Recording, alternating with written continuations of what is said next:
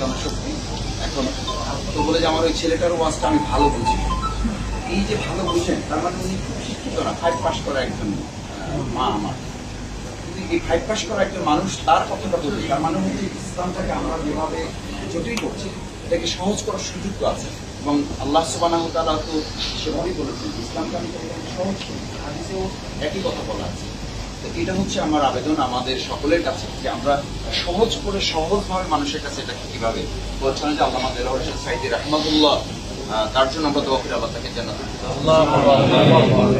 এই ধারাটা তৈরি করে রেখে গেছে, যার কারণে তিনি দল মতের উঠতে উঠে সবাই তার কথা শুনতে। লাস্ট কথা হচ্ছে যে বাংলাদেশের এখনকার পার্সপেক্টিভটা আসলে হচ্ছে জেনারেশন টু জেনারেশন যে চেঞ্জ হচ্ছে, যেটা হুজুরের আমি শেষ কথায় এসে শুনতে পাচ্ছিলাম।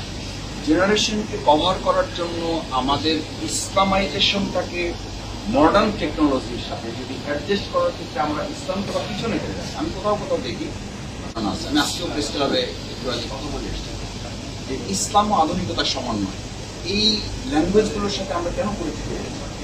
আসলে আমাদের বরং অ্যাড্রেস করতে হবে ইসলামই তো শুধু, এবং এদের আধুনিকতার ধারে কাছেও এখন এদেশের গোটা পৃথিবীর আধুনিকতার মানে ওই দরজায় পায়ে রাখতে পারে। আমরা এটা কেন বলছি?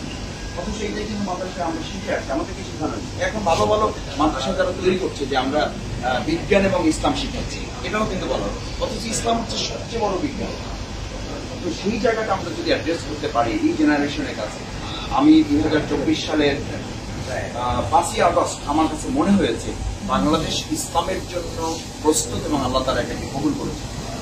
এখন এই প্রেক্ষাপটকে চাষ করে যেন ফসলটা আমরা তুলে নিতে পারি, সেই দায়িত্ব আমার সামনে যারা আছেন আমার শিক্ষক স্টাফ তুল্য, আমি অনুরোধ করব আমাদের সন্তানদের আমাদের শিক্ষার্থীদের অর্জিত এই বাংলাদেশ আল্লাহ তাআলা দয়া করে দান করেছেন, ইসলামের জন্য উন্মুক্ত করেছেন, এটাকে এখন ফসল তুলে যেন আমরা ঘরে ঘরে পৌঁছে দিতে পারি। আমার কথা শেষ করছি। আসসালামু আলাইকুম।